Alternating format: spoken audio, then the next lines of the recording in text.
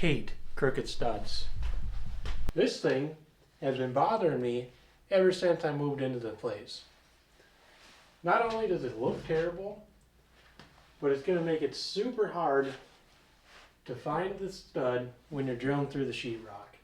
So not long after I moved into this place, I went ahead and did some electrical work, added a few lights here and there, and I put this box here, not thinking anything of it.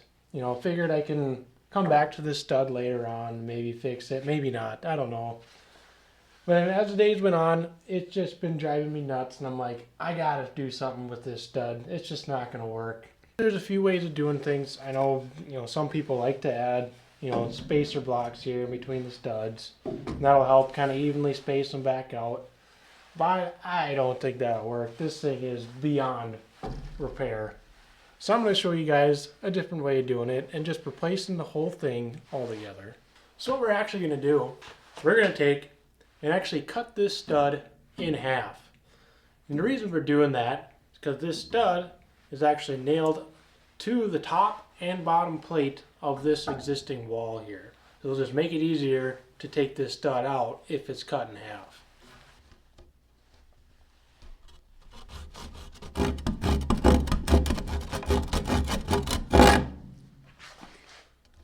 You guys didn't actually think I was cutting through the real wire, did ya?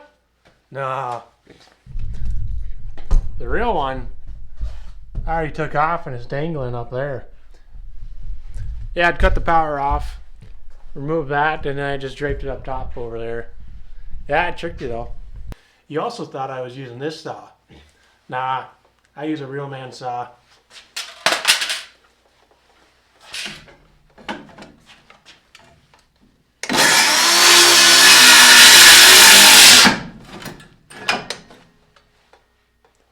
Or maybe not.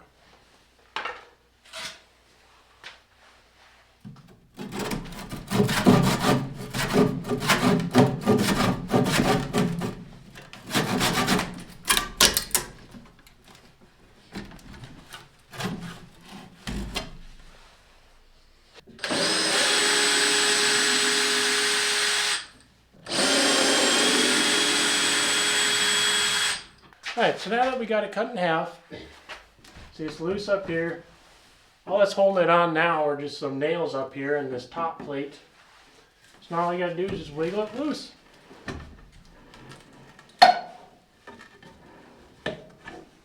There you go. And same thing with the bottom one.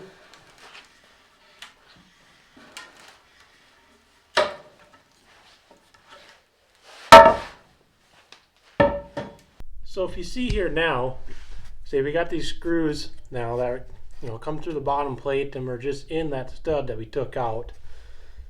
So now I'll take that and I'll actually cut those off on the top and the bottom here. So that way they're just out of the way and they're done with. So now I will be using a man saw to cut these because I don't have a machine that can cut these for me. So this is kind of a workout.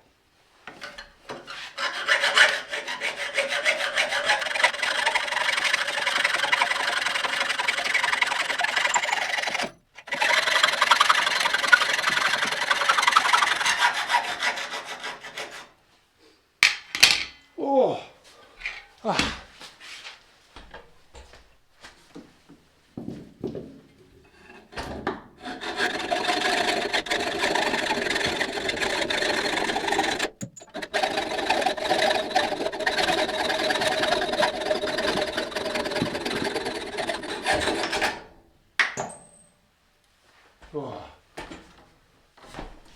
Alright, so now why don't we go ahead and mark where our new stud is going to go. So now the top and bottom of this stud that was next to it, top and bottom where it connects to the top and bottom plate, that should be good 16 on center all the way down the wall. So as long as we mark 16 on center from the top and bottom of this stud, we should be pretty good to replace the stud we just cut out. So yeah.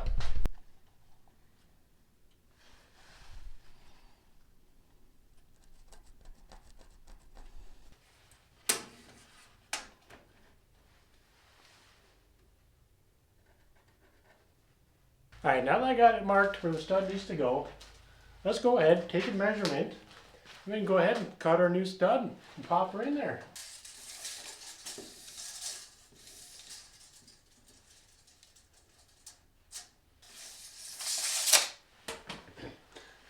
Alright, I got 90 3/8 plus.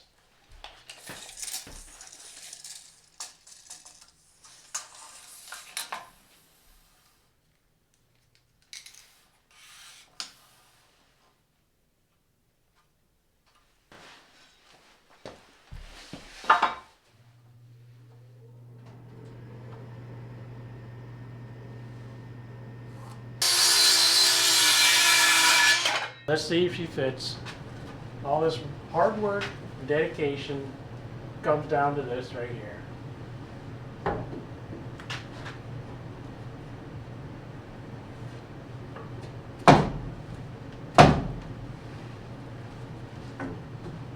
I think we might be able to make it work.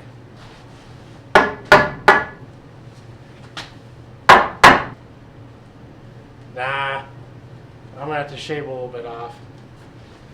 Looks like it was just 90 3/8. No plus.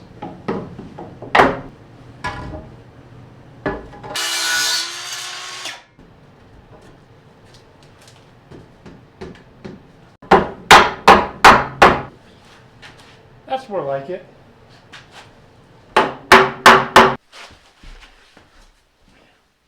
Alright, let's go ahead, put our screws in now.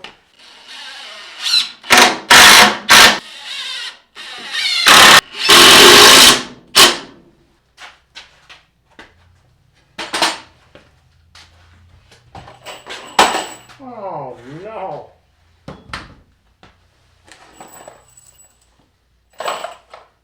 A whole box of screws fell. That looks a lot better than what it was before. Kind of show you guys a little before and after of what it was. Yeah, as you can see now, we got a straight stud. Alright, so we're almost done here. Last thing we gotta do, we gotta put this outlet back up here. So go ahead, mark where the outlet's gonna go on this stud.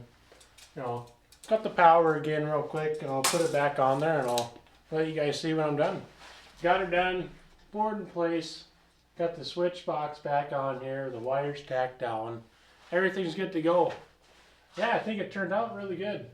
Thanks for watching, you guys. If you guys learned something or find this video enjoyable, why don't you hit that like and subscribe button, and I'll see you next time.